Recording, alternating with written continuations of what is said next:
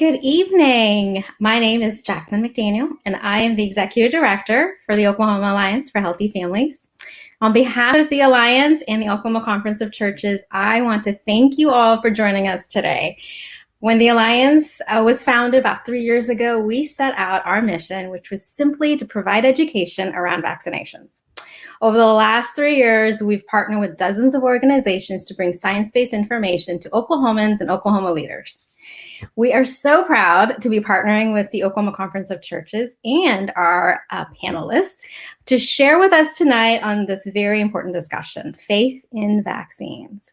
We are so excited to have you all join us and hope you will invite your friends and family who may have not heard about the event tonight. So please share right now.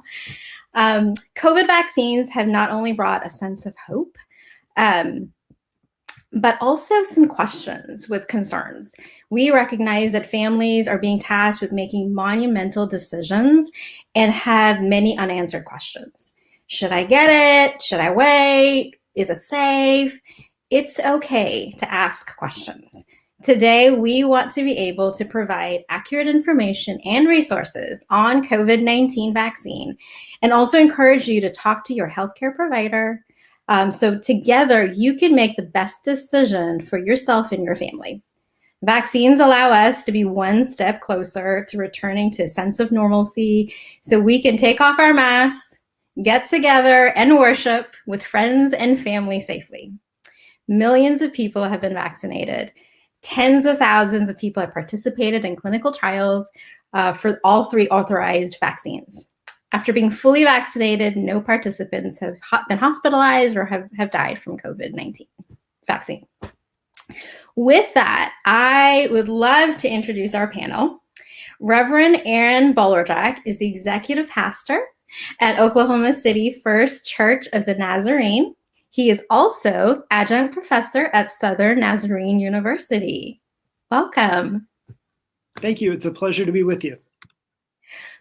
Pastor Eddie Espino is the executive and multicultural pastor at the Fellowship of Western Oaks. Welcome, Reverend.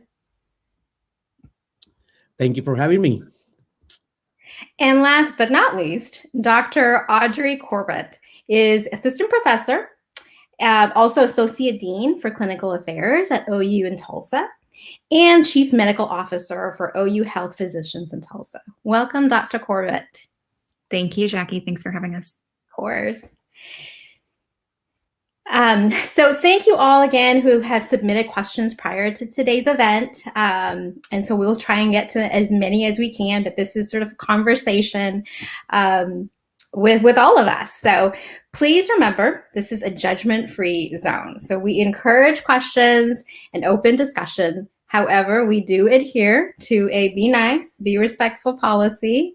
Any comments that do not align with that policy may result in participants being banned. So we are live today, but this Q&A, this discussion will be posted to both the Alliance page and the Oklahoma Conference of Churches Facebook pages, as well as our YouTube channels. So feel free to share if folks aren't able to join today or now. So first and foremost, this is for all the panelists. Are you vaccinated? And if so, why did you choose to get vaccinated? I would like to go first. So yes, I'm vaccinated. And, it was a personal choice, but also I was very encouraged because through the pandemic, my mom, she got very ill. And as Latinos, we're known for very close, and we're always together and we do things together. And we're always at their house. And unfortunately, she got very ill, nothing related to COVID.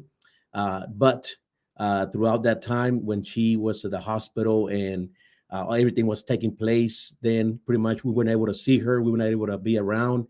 And just a big fear came over my mom that we were not able to go to their house, even though it was nothing related to COVID. But just the simple fact that she was at the hospital just encouraged us children, and especially myself, to get vaccinated because I saw the importance for her health, because we want to see her around for a long time. So therefore, that was my encouragement to do so. So I'll answer yes to that too. So yes, I'm vaccinated. So I am a frontline healthcare worker. I work as a hospitalist, and I have many colleagues who took on a lot of the COVID burden, and I saw a few of the COVID patients as well. But I can tell you, it was definitely. I can remember the day I got vaccinated, and just, I mean, tears of joy, just to have some sort of protection. I'm a teacher too, and at that time I was pregnant and had just delivered actually when vaccines came out, and so. I think there's a lot that went into it, but just I would agree with Reverend Espino. I would say that I was really worried about my family, my parents, bringing it home to people, bringing it home to my daughter, and just the ability to protect them and know that I could do that meant a lot. So. I am also vaccinated and received the vaccine as quickly as possible for a lot of the same reasons that Dr. Corbett and Pastor Eddie have discussed. I have grandfathers who are in their late 80s and early 90s.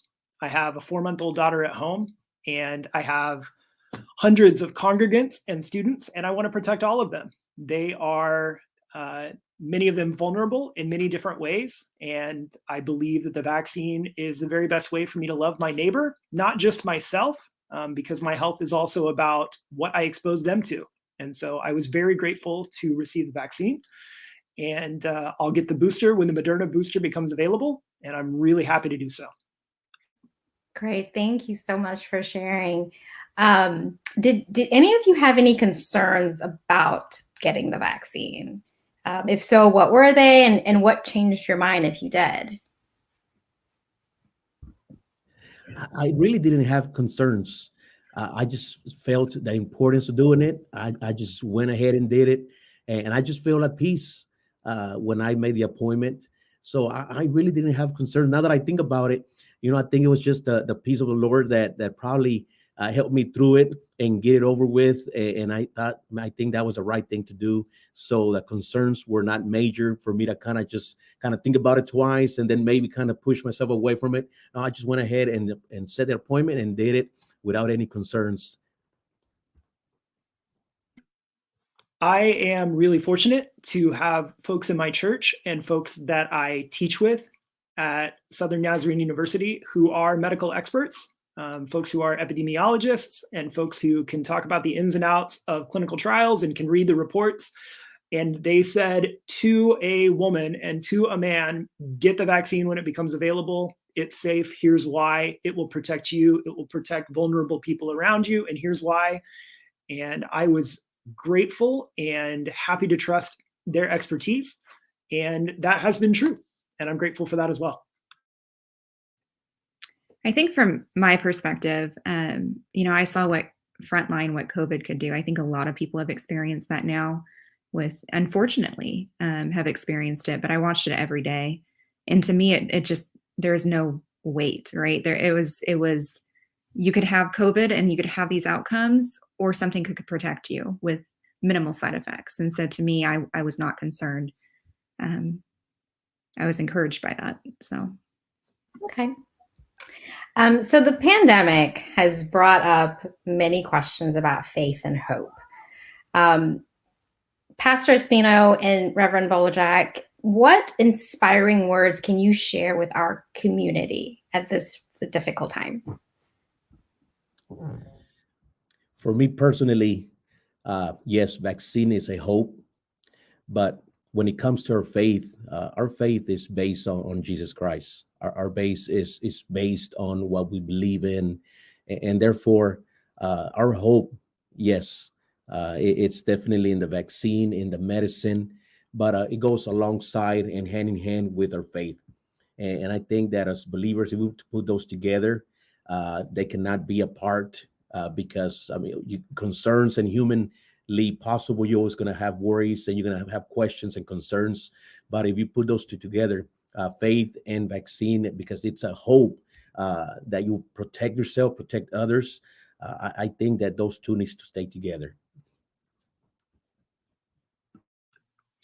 Yeah, I would agree with Pastor Eddie that hope is a lot like the way we see the world and the way we understand as people of faith our relationship with God. And by that, I mean it is dynamic. It is not just about us, and it's not just about our neighbor. It's about both. And hope comes from the ways that we care for each other. Hope comes from medical science. I have members of the Sunday school class that I teach that are emergency room nurses at OU who are receiving the very most exciting is the word I will use, but not the fun kind of exciting, cases on a daily basis, who have been living on the front lines of the pandemic for a year and a half now. And my hope is in the way that they continue to love God by the way that they love their neighbor and continue to serve their community. Hope looks like pastors coming alongside the family of people who have died as part of the pandemic. Hope looks like the way that we build community with each other. And that's not just true for people of faith. Hope is in the way that we love each other. Hope is in the way that we care for each other. And what gives me hope for the future someday beyond the pandemic is the way that people of faith and people from different faith traditions than mine and people of no faith have shown love for their neighbors and for their community in the way that they have provided social care and medical care and pastoral care in really, really difficult circumstances. That's something I believe we are called to as people of faith, but it's something I have seen demonstrated by people of all faiths and of no faith. And I'm grateful for that too. And it gives me hope. That's great. So over the course of the pandemic, many Oklahomans were sort of not participating in any in-person faith activities. And we know that that is so important for our family and our community, sort of on multiple levels, right? Mental health and all of those things. So many of us are now back in person settings. So Dr. Corbett, can you help? How can we help ensure that every service or gathering is safe? What precautions should we take collectively, but then also as individuals? Yeah. It's interesting how you brought the mental health part of it. And I think that's something that really we're going to see for generations based on this, right? And so just the focus on that, like, how do we keep each other safe, but how do we keep each other safe in a different way, that we have the companionship, we give each other that community, we give each other that hope. And so I'm going to list the things that are very common that you hear. I mean, if I hear 6 feet of distance one more time, and I agree, distance does keep you safe. Hand sanitizer, cleaning your hands. I think we all learned how to clean our hands this last year. Masks help reduce spread. It's been proven. I know we argue it, but it's been proven. So those are things that I think that in our faith communities, you have to make decisions together for what's best for your congregation. And, I'm going to answer all those things. Of course, I'm going to say vaccinate. That's the best way you're going to do it. But at the end of the day, all of those things don't matter if we don't actively listen, not just listen, but actively listen to each other. So listen not to respond with what you want to say, but listen to make somebody feel heard about their concerns. And so that's the best advice I think I can give on that. So there is so much information out there that it is hard to know what's true and what's not. So Dr. Corbett, we've identified just a few sort of frequently asked questions, okay? And also received some prior. So I'm just going to jump right in here. So first and foremost, can COVID vaccine actually give you COVID? No. I'm going to say it louder. No. So, we argued this with flu vaccine before, right? But COVID vaccine has brought it back up again. So, there's 2 different types of vaccines that you can get. And so one of them is an inactivated virus that causes no harm to you whatsoever, that they put a piece of the COVID, it's called the spike protein, onto. That's the J&J. So that's kind of how the flu vaccine happens too. So that helps your body recognize it and create antibodies, but it does not give you the virus. The other one is the mRNA. So I try to think of an analogy here. So the way that I wanted to say it was, the whole, you give a man a fish, he can eat for a day. Teach him to fish, eat for a lifetime, right? So mRNA vaccines essentially give you the code to tell your immune system how to make the spike protein by itself, right? So it definitely doesn't give you COVID, doesn't give you any virus. It just gives you the code, which is mRNA, to make the spike protein so your body can react to it and create an immune response. So the next time it can recognize it and fight it faster. So that's kind of how I would describe it. Okay. So people have been very concerned about sort of the rapid development of vaccines. So can you talk a little bit more about that? Yes. So I actually went to another associate dean, but molecular biologist that I work with, just to kind of get some answers to these. And I think that the things that you hear is, it's so fast, it's just too fast, I don't know. And the technology actually has been around since 1970s, 1980s. They're developing mRNA, and I'm actually kind of excited about the future that it holds. And so what happened was, the technology was there. We talked about it with Ebola when it came out. But when it really realized that we could use this against COVID, then they helped that technology happen. But the FDA, what they ended up doing is they ended up just rushing the authorization. So they pretty much cut the red tape. So there wasn't anything different in the development and the safety and the efficacy of those. It was just that red tape in between. Okay. So this is a question that came in that I've heard rumors about stem cells in aborted fetal tissue being used to create the COVID vaccine. Is any of that true? So this one, I also had to go to the molecular biologist, because I think this is a very valid question. And honestly, I think this question turns people away from the vaccine. It's definitely a sticking point. And so my answer to that, that I can say 100%, is that vaccine that goes inside of you, so the vaccine that's injected, there is not a single fetal tissue. There's not any DNA in it that you should worry about. There's no DNA in it.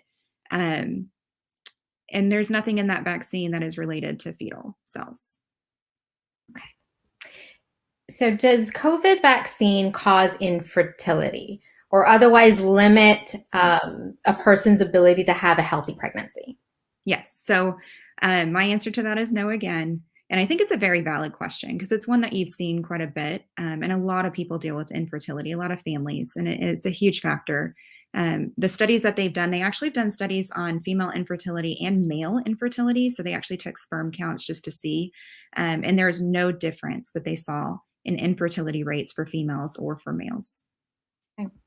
So a little bit along those lines is, this person asked, I have heard I will have a miscarriage if I get vaccinated while pregnant. Is this true? So they went back and reviewed data over, and I will say lots of people who have been pregnant have been vaccinated at all stages, first through third trimester, right? Early pregnancy, even when they didn't know they were pregnant, they were still asking it. So the reporting system actually went through and went back and analyzed those to see if there was any relation, and they showed no difference in miscarriage possibility. I would also just say anecdotally, my wife was vaccinated while in, I think, early third trimester and had no ill effects. And our daughter is beautiful. And she was very grateful to receive the vaccine and did so with the recommendation of her healthcare provider. I think, Dr. Corbett, did you say you were also? So I actually I delivered, and I laugh, it was the beginning of the pandemic. So I was at April 2020. That's when my daughter was born. So I was breastfeeding. I will say that I was very, I ended my breastfeeding journey right before I got the vaccine. And I still am upset about that, because I could have passed along, supposedly. There's still evidence and we're trying to figure it out. But antibodies, protective antibodies for your baby. So another question is that many of our Muslim and Jewish friends have expressed concern about the use of pork products during research phases or possibly even in the vaccine itself. So is there any cause for concern that the vaccine is not halal or could be unkosher? So from the direct reports of Pfizer, Moderna, J&J, they have not directly reported that anything as far as, and we're, when we talk about those communities, we talk about pork and cow products. And so that's specifically what we're asking. And that's a very valid question, and really, really affects lots of things. Gelatin capsules are usually made of pork or cow. So that comes into a lot of medication questions too. And so the answer to that is no. Right now, they have not reported that they have used any products. Now, development of vaccines, when you get into the details of it, that's kind of when you get into the weeds. And I am not a molecular biologist, but I will say that both communities, the Islamic and Jewish communities, have come out with statements that say that they are pro-vaccine because of the life-saving benefits. So. And I would say, again, just anecdotally, our local church is the site of a vaccine clinic. We did that earlier in the spring, and we're back to starting that up actually this weekend. And our interfaith partners have actively sent members of their congregations to us to be vaccinated. And we've had faith leaders from Muslim and Jewish congregations who've come and who have brought their parents to be vaccinated at our site. And that's been a really positive thing, not a negative thing. That's amazing. And we're about to open one, make our church available for also one of those. So we're excited and looking forward to it. So we're working in the details. Absolutely. That's so great. Thank you. Thank you both so much. For accessibility is certainly an issue, and neighborhood accessibility is so important, and familiarity is also so important when we have being able to make the vaccine available to people. So thank you both so much. So Dr. Corbett, can you talk about some common side effects? So I actually did just get my booster. I was in the Pfizer group that qualified. And so I like to rephrase this when I talk to patients about it. So I would say your immune system responding appropriately. So I guess that's my technical term. So side effects. So when your immune system is responding to something, you will have chills, you will have fever, you will have kind of muscle aches and joint pains. I've actually heard a lot of joint pains with this one. And it's really hit or miss. And so especially with the mRNA one, with the 2 doses, I've had, we could talk about it as colleagues all the time. Did you have any appropriate immune response to it? And so those are kind of things to expect. They're not long lasting. It's not because you have the virus. It's just your immune system is boosting. And so I think of it as a positive thing. So can you just talk about what's the benefit? I feel like that's a silly question, but what's the benefit about getting vaccinated? So what is the point? It is severe COVID, preventing severe COVID. So we all know that we can spread COVID, and some people can be completely asymptomatic, right? You might lose your sense of smell or taste, which I hear is very odd. But you could end up in the hospital on oxygen and worse, right? And so our goal is to prevent severe COVID. And so when you're looking at these statistics, which I think are being thrown around like crazy on how well the efficacy and everything's going, that's the ones we really pay attention to. How many people are we keeping out of the hospital, right? And so that is the effect we're looking for. And I can tell you right now, those numbers are correct. If you're in the hospital and you say you're unvaccinated, we take that note, right? And we immediately get concerned.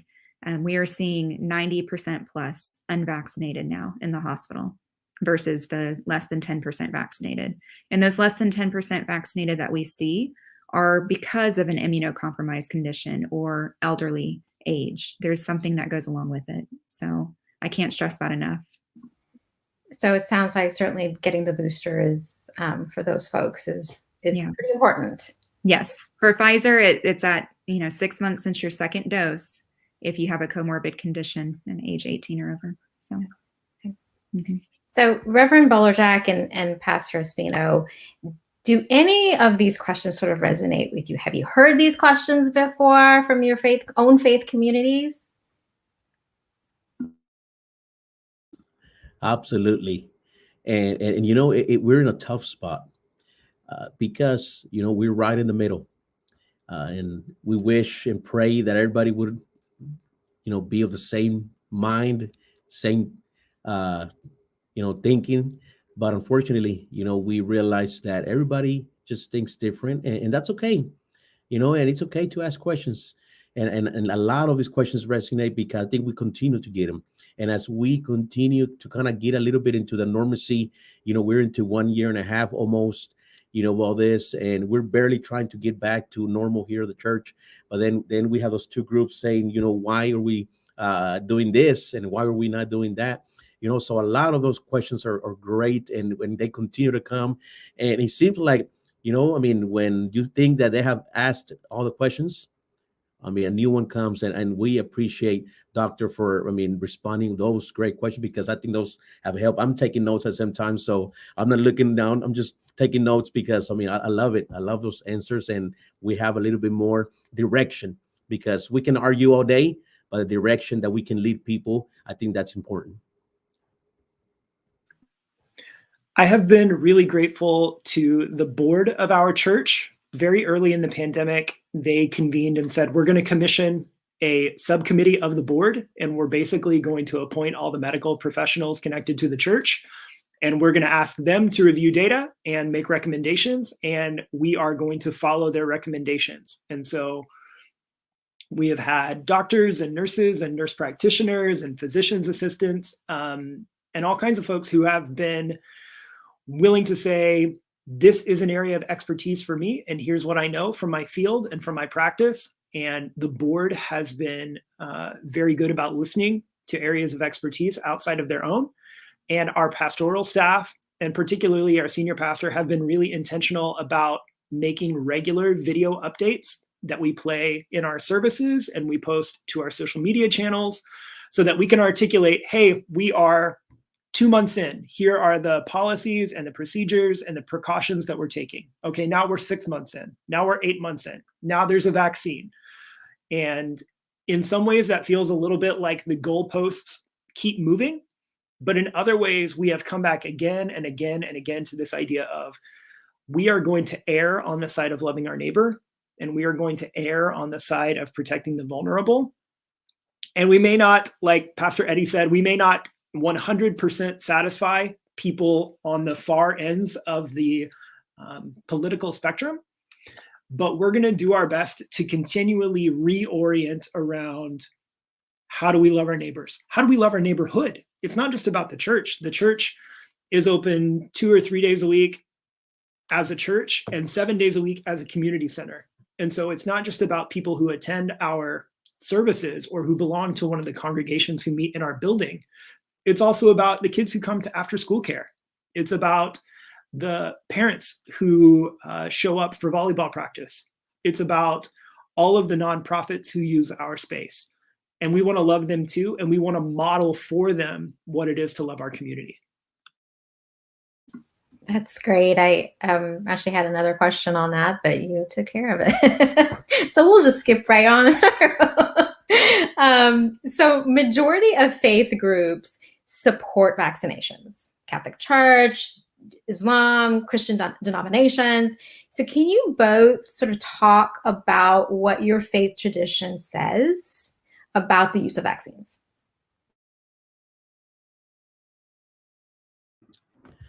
We haven't really touched that specific topic, but again, it just boils down to what Pastor Aaron just mentioned. It boils down to, and if it wasn't for the vaccine, just it boils down to caring about other people, and and if it's somebody that has taken the vaccine or not, it boils down how we show we care for them, and I think that that's the most important thing that we're teaching our people. That even if they do or they don't, as much as we push it, it boils down to put others first, and if it's through a vaccine, then, do it, and if you don't want to take the vaccine, you still need to care about others, no matter what, and I think it really boils down to that. I agree that it is part of a bigger conversation. It's not just about vaccination. The answer to the question is very similar to, why do we provide hand sanitizer? Why do we encourage folks to wear masks? Why is social distancing important? Why are we taking all of these different precautions? The way that we offer Eucharist, the communion elements, we do that every week, and it's very different the way we do it now as opposed to the way we did before the pandemic.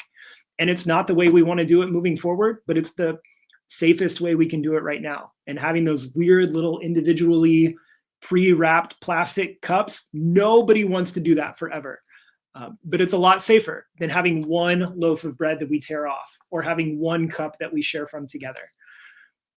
But even more specifically than that, the international denomination that our local congregation is a part of has a very simple, very straightforward statement about healing and what it means to be healthy people. And it's only 2 sentences. And the first sentence says, "We are people who believe in divine healing and that prayer plays a role in healing.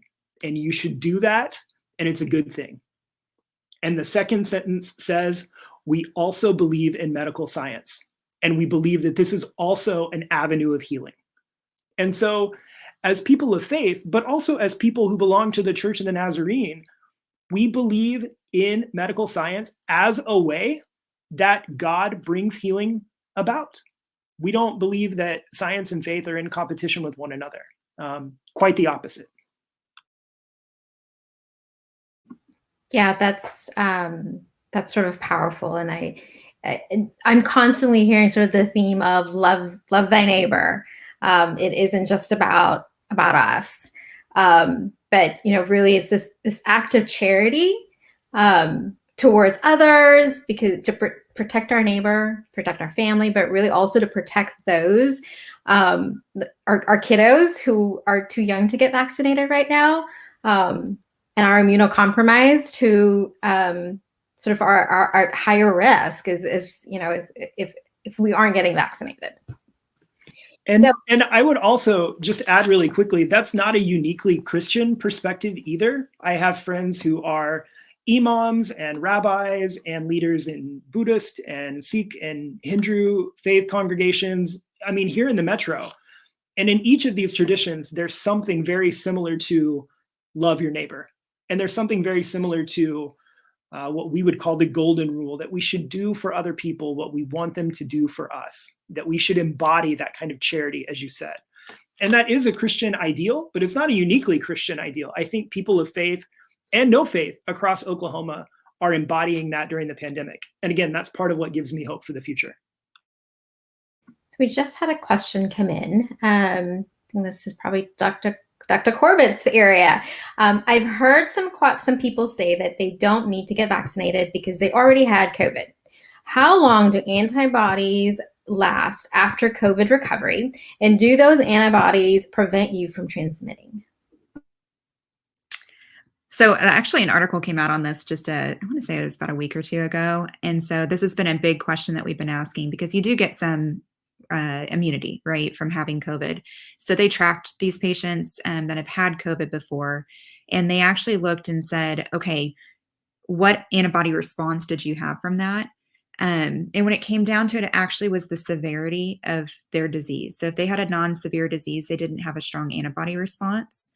And if they had a very severe disease, your immune system's ramped up. And so they had higher titers of antibodies. We're still at that stage of trying to pin it down exactly. But what I've been reading is about 6 to 9 months after COVID, you become at risk again. So your antibodies drop off because you didn't have that strong immune response. And so the answer is to that, yes, you should still get vaccinated. And we're recommending after your quarantine that you get vaccinated.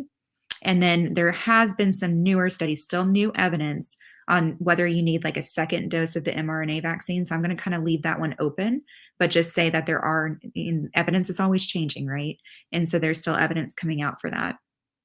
Do these antibodies prevent you from transmitting? And so I think the thing that you have to think about here is the variant. And so if you if you had one variant at the beginning, and then you are exposed to Delta, even with vaccination, we can still get Delta, we can still transmit Delta, which I know has caused a lot of concern, because the thought is that we'll never have to transmit it again if we get vaccinated. That's why I got vaccinated. But that's just not the nature of viruses. It's not the nature of science. And what it does is vaccine prevents you from getting severe disease, right? And so my answer would be you still could transmit if you've had COVID before. Okay. Thank you. That's you're right. That is a great question, and that has been coming up a lot, especially A lot. now. Yeah. So I think some folks feel that getting vaccinated or wearing a mask indicates a lack of faith. So, Reverend Aaron and Pastor Eddie, can you talk more about that?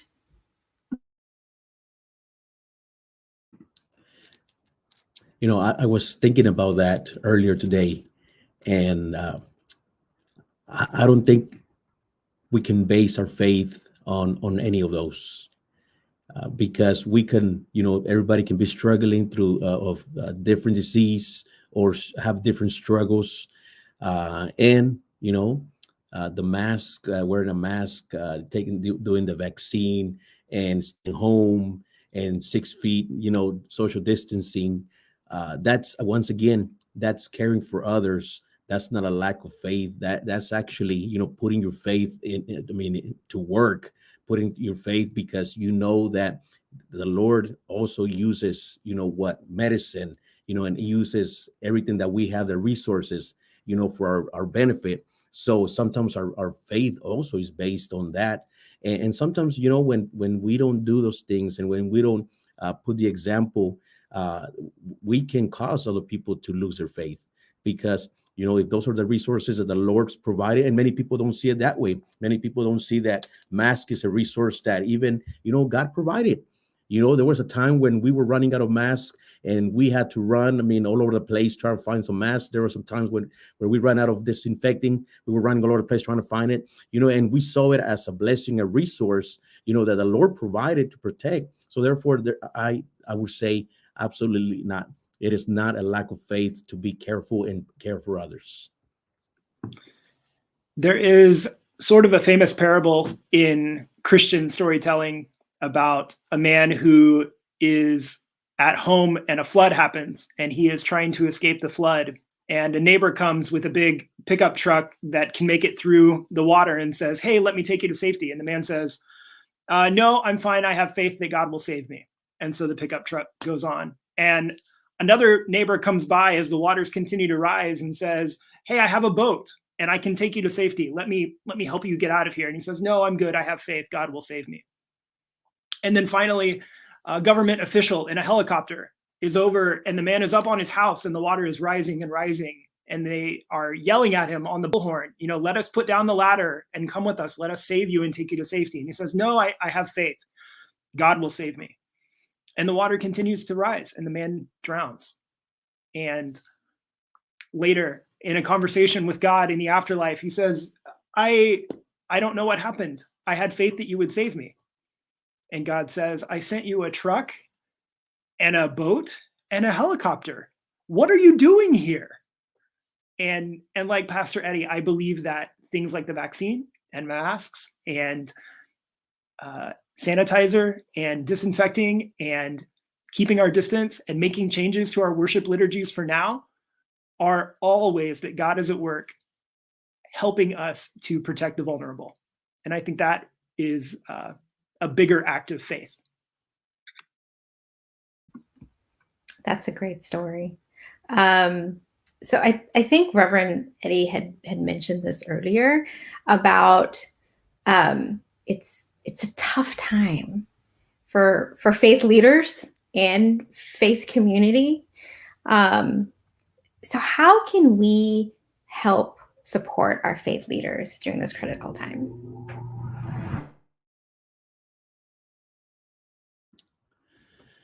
I think, and with our lead pastor, we have had several conversations, and to be honest with you, and and I know that this is, we're being watched by so many people, but I think we can be vulnerable and we can be honest, and this is one of the hardest times that as a church, we really don't know what to do, because once again, we're right in the middle of two different thinking opinions, and we want the best for our church. We want the well-being for our church. We want to make sure that our church knows how much we care, and that we're trying to make everything possible to keep them safe when they are in our campus here in our facilities.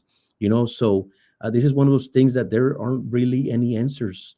So that's why it's important that more than ever as leaders, we stay close to the Lord, and we seek guidance, and we seek wisdom, because this is one of the times that we need wisdom beyond all the experiences that we had in the past. This is brand new situation and crisis that we're living in, and the families that come to our congregation, they need answers. They come looking for answers, and sometimes they expect answers.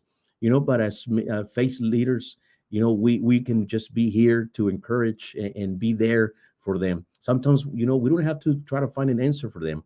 Oh, sometimes they just need to be heard, because they're desperate just to be loved. They're desperate to get out of their house. They're tired of following so many restrictions. And as faith leader, I encourage just, love on your people. Encourage your people. Be there for your people. Be the maybe the shoulder that they might need. Because some of those might have lost a loved one. And we don't have answers, because why did they die? They were followers of Jesus Christ. And we don't have answers, but we can be there, and that's what we have done in the last few months. Just be there, be encouraging, love them on them like never before, and just let them know that we will get through this as a church. I would say something really similar to Pastor Eddie, but almost in the opposite direction. October is Clergy Appreciation Month. And if you are a member of a faith community and you have a rabbi or an imam or a pastor or a temple leader or a leader at your gurdwara, I would encourage you to reach out to her or to him and to let them know that you love them and that you appreciate the difficulty, like Pastor Eddie said, of trying to navigate the pandemic as a person and as a pastor, as a minister, as a faith leader. These folks have families, often many of whom include vulnerable members themselves. These folks are trying to navigate all of the consequences of a pandemic. And so health risks to our congregants and to ourselves,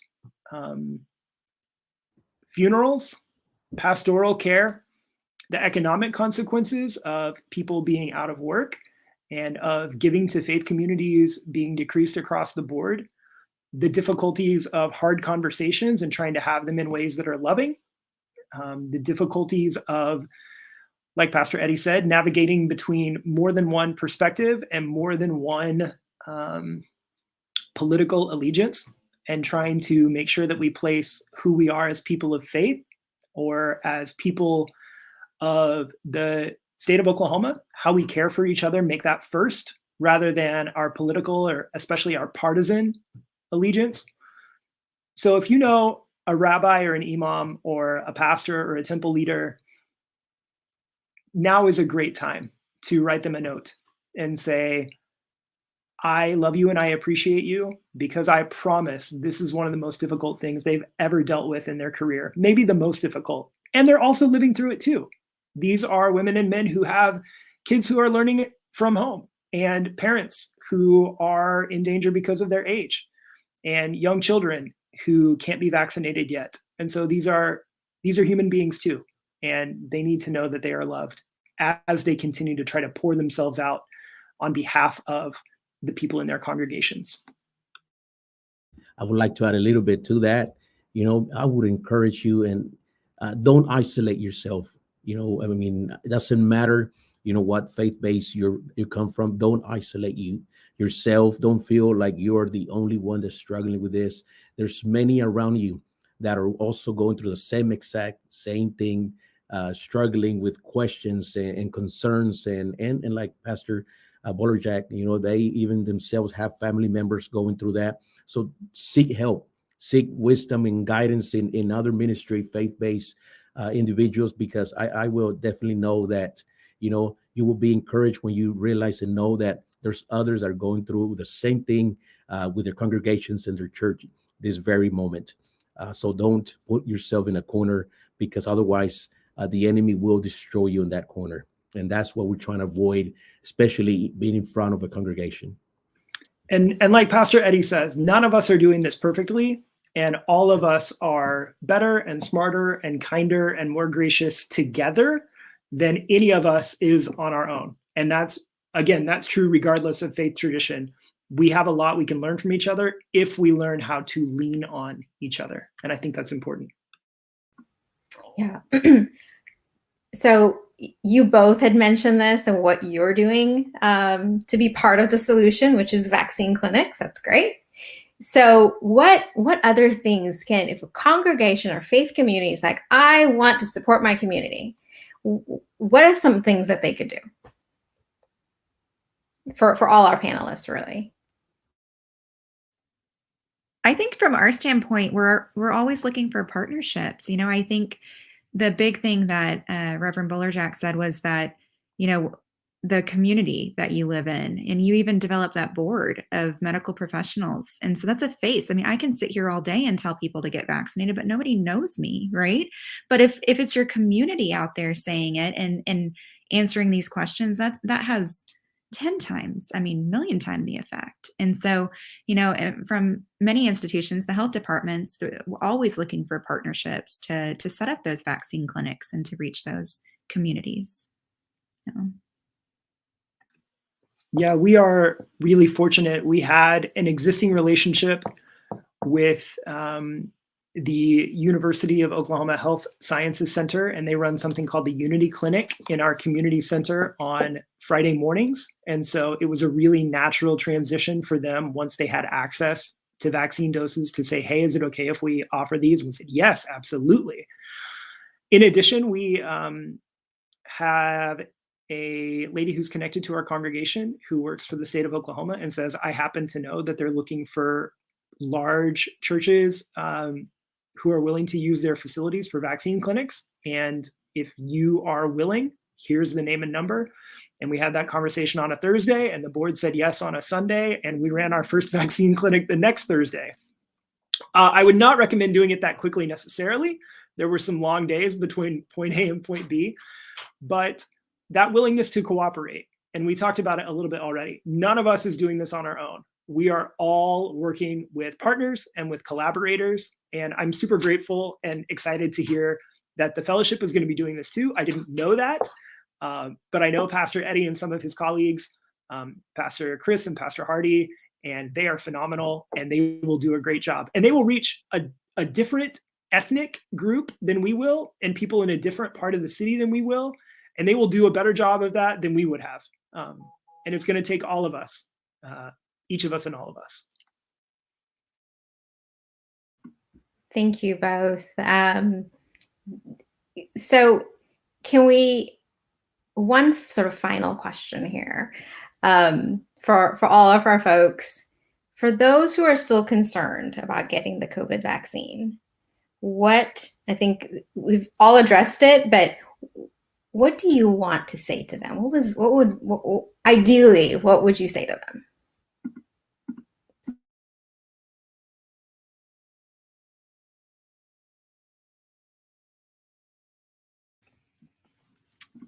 So if there's any questions, just reach out to somebody, right? So I think it depends on the hesitancy, truly, to answer that question. But just know that, your providers, your faith community, everybody is willing to listen and to answer those questions to help with that hesitancy. Yeah, I would encourage everyone to not base their decision on just something that they just hear on social media or one family member, because that can definitely impact your decision quite a bit.